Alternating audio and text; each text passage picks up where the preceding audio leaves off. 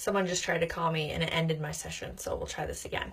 I am going to do a video today on troubleshooting basically how to use a curling iron, how I curl my hair to give it a wavy look, to make it super curly, how to use your curling iron like a wand, if I prefer a wand over a curling iron, just common questions I get a lot on how to use a curling iron. And so I welcome a Q&A session. If you have questions as I'm going along, go ahead and ask. If it's on the replay, still ask questions because I'll get notified of it and I can get back to you and help you out. I'm always happy to help. This hair is air dried. This is what my hair looks like if I air dry it. There's not enough wave to be pretty and it's not straight. So it's just somewhere in between. I did prep my hair with a little bit of texturizing powder. So just through the top, I kind of sprinkle it on, kind of like you would season a steak. Just sprinkle it through the top, take your fingertips and rub it in. And that's really all that I have done to it. Sorry, I'm going to try and clear some notifications. So I'm going to go over the basics, the questions that I get asked all the time. With a curling iron,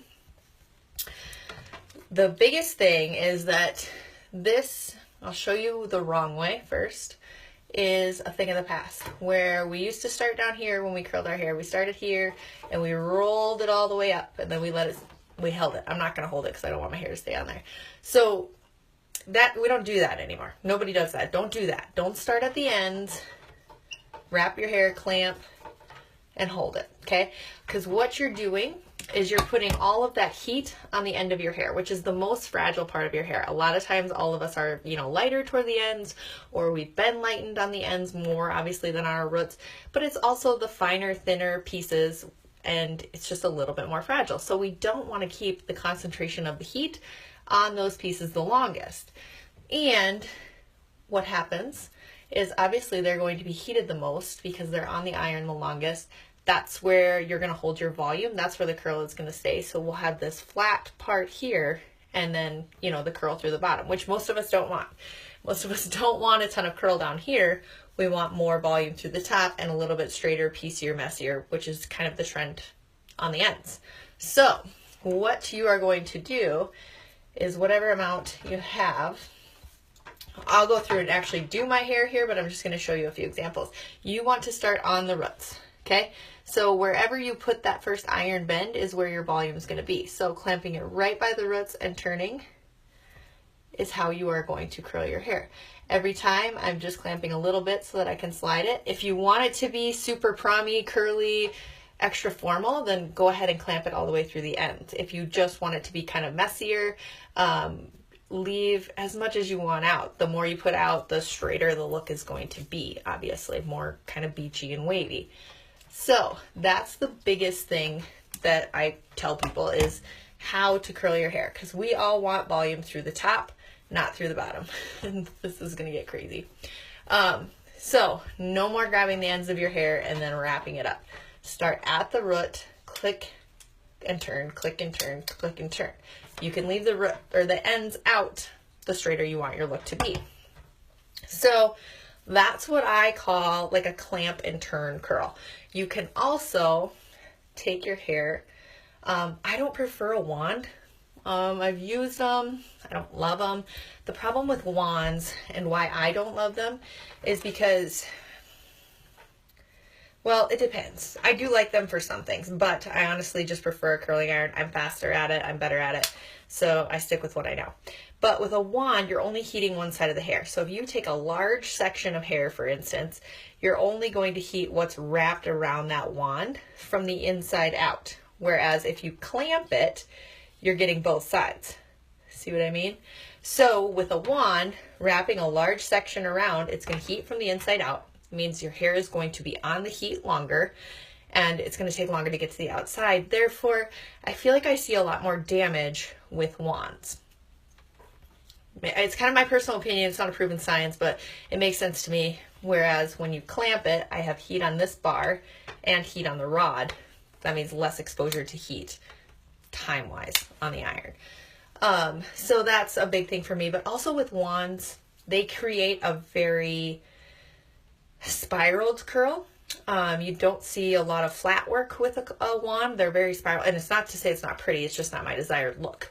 So you see a lot more of the spiral coiled looks that are good for wands, and they seem to clump together, which is beautiful. It's just not how I do my hair, so that's why I don't use a wand that often.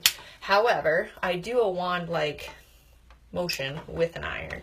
So I will take, dropping stuff, and an iron, and take a chunk of hair, and I will actually slide it in and clamp it down and then wrap.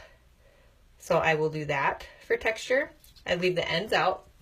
Now they're usually a little wavier. I'm not gonna curl my hair so you won't get to see it, but, or I will just flat out use the iron like this, wrapping that hair around, and I hang on to the ends so that they're straight as well. So you can do that. The other thing to be mindful of here is the angle at which you're holding your iron. So if I'm holding it straight down, I'm going to have more volume, and it's going to, or sorry, more volume through the middle, and it's going to be flatter. But if I do it on top, I'm going to get more volume through the top. You can add a little texture. This used to be a thing too, where you would actually twist this piece and then wrap. And it just makes for a different textured curl. My favorite thing to do is, if you've watched any of my videos, I curl my hair in 3 sections. So I'll just quickly part it off. This would be the top section, which I do last. And then the middle section, which is like basically right above my ears all the way around. And then the bottom. So I curl in these 3 sections. So I'll work the bottom section, go down, I'll tease the middle, curl it all, and then I'll tease the top and then curl that all. So as I'm working the bottom section, my favorite thing to do to mix it up for texture is I might do like a clamp and curl. So I'll start here, starting right at the roots, clamp and turn, leaving the ends out because I want it straight. And I will go all the way around with that. I'm not really picky about what size of section I grab or how much hair, because I think the more you mix it up and the less perfect it is, the better it looks. I don't want everything to be congruent. I want it to be kind of messy. So I don't grab the same amount of hair every time. And I don't work with partings. I'm not going to make a clean parting anywhere. I just grab it and curl it.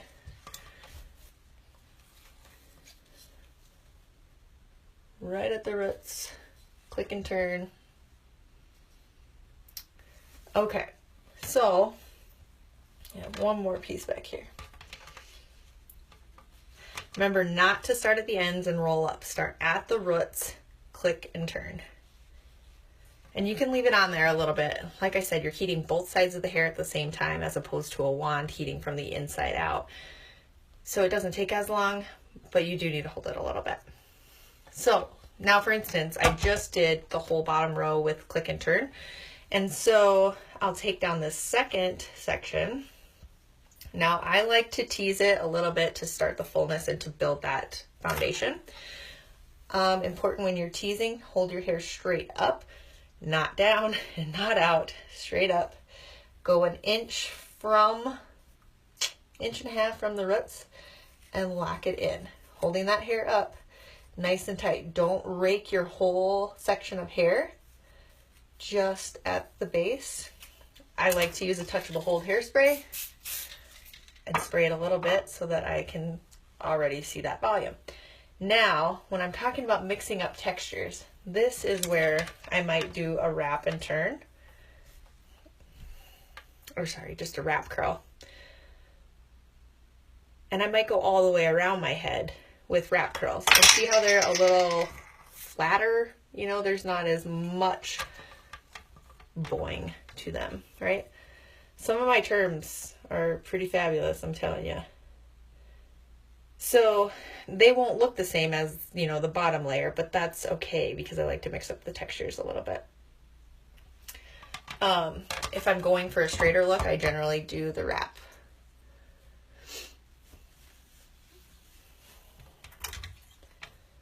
And if you are a person whose hair doesn't hold very well, if you don't hold curl, you can, you know, take your touchable hold hairspray and prep the whole strand. You know, just lightly mist over it. You don't want to use something that's, you know, a hard hold, because you're basically applying heat to super glue, and you don't want to do that. I always curl everything away from my face. Anything you bring towards your face is going to emphasize the roundness of your face, and none of us want round faces. We want long, streamlined, oval faces, right? So if you wrap hair towards your face, you're going to accentuate the roundness. If you go away, it's in a way lifting away from your face, giving us all that facelift we all desire, right? So I am using a 1-inch Hot Tools iron. I like Hot Tools and Babyless irons. Really, either of them are a good choice, both about the same price. But you definitely want one with a heat gauge so you can select your heat. I don't work with anything over 340 degrees. After that, you're just incinerating your hair. So, wrap curls. Find what works for you, the best. So like I said, I will do probably this whole middle section with wrap curls.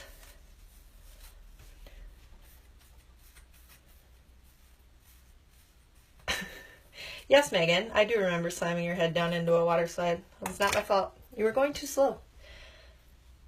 Okay, so teasing the back and spraying a little bit of hairspray right at the base. And then, again, holding that curling iron straight down. I can't look at the video and do this at the same time. And wrapping it around, holding the ends. I'm not going to lie, doing the back is a little bit difficult. I have to look in the mirror while I do it. But once you get the hang of it, it's not too bad.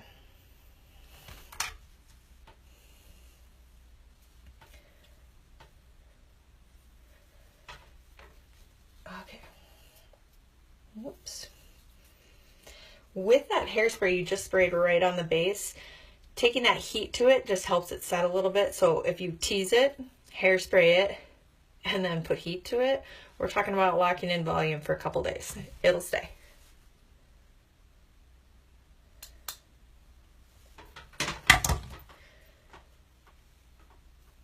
And again, not being specific with the amount. And I'm holding those ends out probably like a little over 2 inches, just about 2 inches, is not getting curled.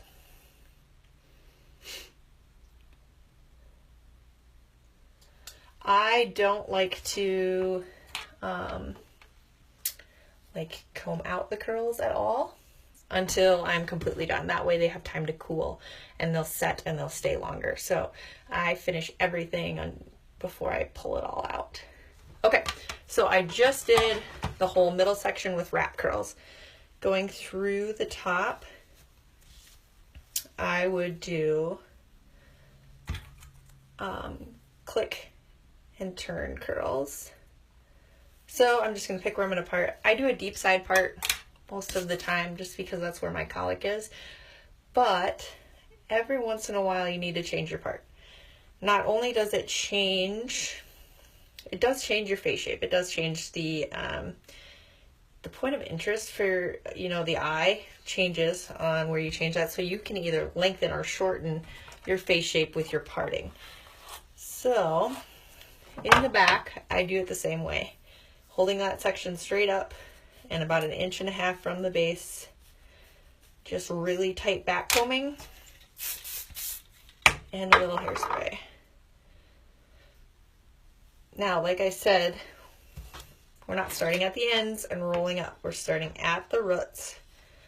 That's going to lock in that base. That's going to lock in that hairspray and also the volume.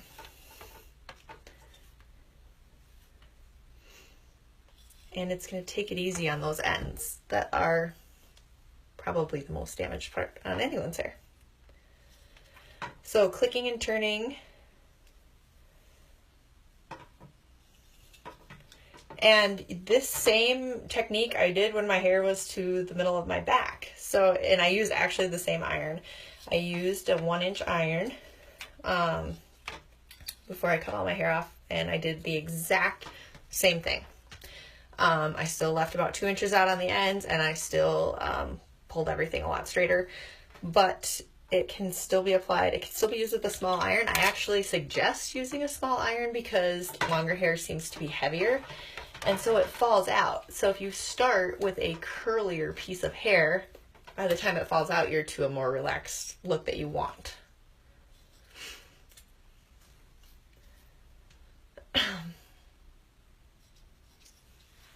Okay. I'm just going to move a little bit forward to where I liked everything to go back. Oops.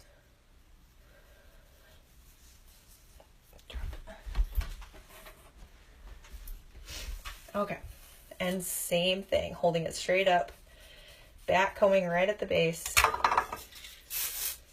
a little bit of hairspray. I'm going to pick my pieces. Now, important, you're not holding it down and then curling. Hold it up right at the roots. That's going to keep your volume at the top, not in the middle.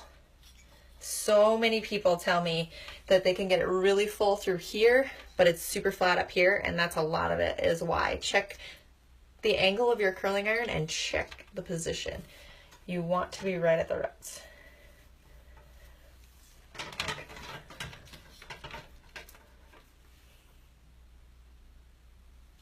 Click and turn.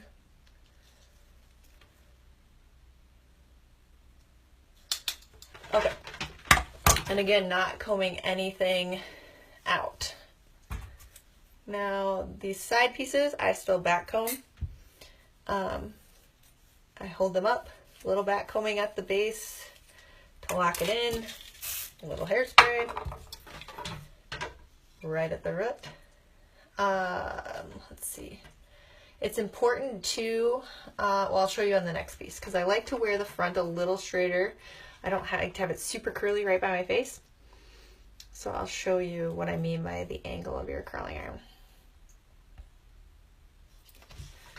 Okay, so this next piece, I do a little bit of back combing, a little bit of hairspray. Now, this piece is the piece that comes right by my face, so sometimes I kind of have to play with it because if it's super curly, it really rounds me out personally, and I don't like it, so I wear it a little straighter.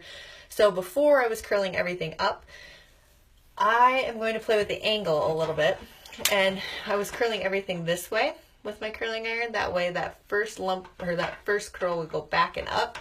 I'm going to pull this one a little bit down and see how the angle on my hair right there, that's where that first bend is going to be. You want it to be lower, move it lower. So right there is about where I want it, right over my temples. And I'm going to click and roll. And I'm only going to do about 2 because I like it to be a little straighter there. Now, important to people, this might be a no-brainer and it might not because I see it.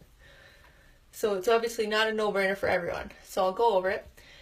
Clamp marks. So when you are curling your hair, I'm going to find a straight piece here.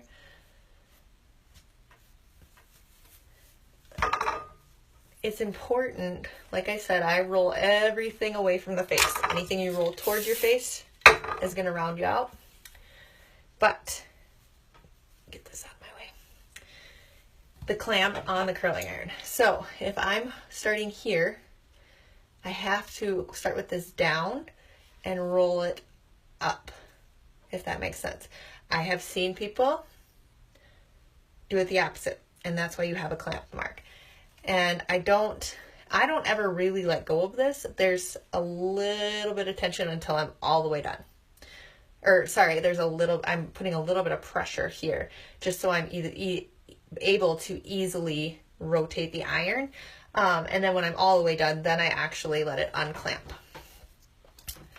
So I don't want to show you because I don't want a clamp mark, but what happens is they would put the iron on this way and then somehow do this. Don't do that.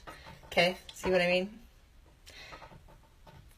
Realize where that clamp is and roll with it. Okay, might be a no-brainer for some, but I swear to you, I did it. So I wanted to cover that. Now, for me personally, I do curl everything away from my face. And basically, I work back to the midline in the center, and then I start at the front and I work back again. So the curls kind of meet.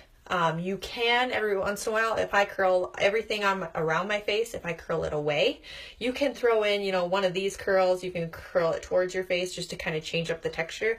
But I guess I don't really worry about it or focus on it, because I change the angle of where the curling iron is, and I leave out different amounts on the ends that there's enough variety. And plus, when I did that whole middle roll with wrapping curls, that changes up the texture too.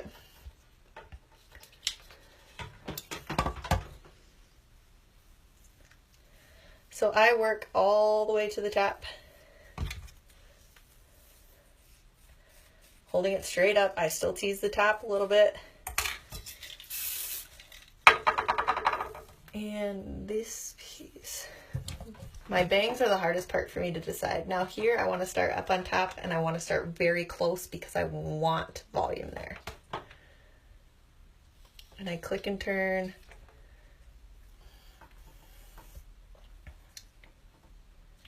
But see how that's where your volume starts.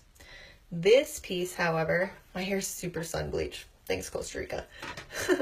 But I start a little bit lower, and see the angle here. It's not going to be as round right at the front of my face because of that. So if you imagine the curling iron not being there, the angle at which your hair wraps is the angle at which it's going to be curled.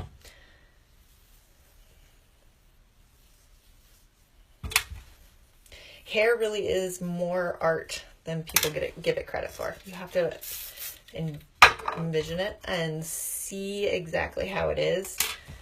That's why you see a lot of the balayage looks coming back or coming into style, is because it's actually as the hair lays. So you can't do two people exactly the same, because no two heads of hair are exactly the same. So when you balayage people, you are painting in their highlights where, like, for say like a sunlit, like a natural sunlit highlight would look. So where does the sun hit your hair? And so that's going to be different for each person. And it's very customized, and it's really more artistic than anything. So once I get it done, I like to take a taffy or a grooming clay. I like to mix mine with oil. It makes it a little more pliable, takes out the tack, plus it adds shine. Emulsify it all over my hands so that you can just see a sheen, but no product gunk. And first I like to take it through the top, and then I basically pull everything out that I just did. And sometimes I have to go back through and curl it, or sometimes I even take a flat iron and I'll straighten out pieces that I can't straighten out with my hands. It just depends. And like I said, you have to visualize it and see where places aren't curly, where they're too curly. I rarely get done curling my hair and think, wow, every single piece is perfect. So don't aim for perfection, because even I don't hit it every time. So actually, I never do. I always have to redo at least something. So for me, that piece was too flat through here. That's why I wanted to go back through.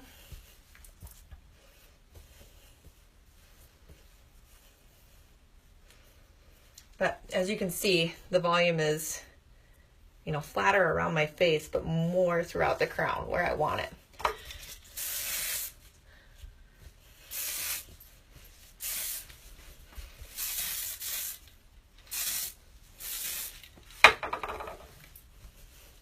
So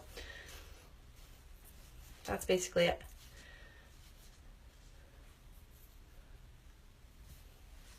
Good. If you have any questions, for real, I can watch the replay for questions. So ask me, tell me your troubles. What kind of curling iron issues are you having? What kind of things do you run into that, are causing you trouble? Because these are just the common ones that I deal with my clients is, a lot of times they see my hair and ask me, how did you curl your hair? Like whenever you do my hair, it looks, like that, but I can't do that at home. So just trying to help more people do this at home. Because who doesn't want to look like they just walked out of the salon? Everyone does.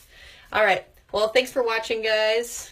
Have a great rest of your Friday. Happy weekend.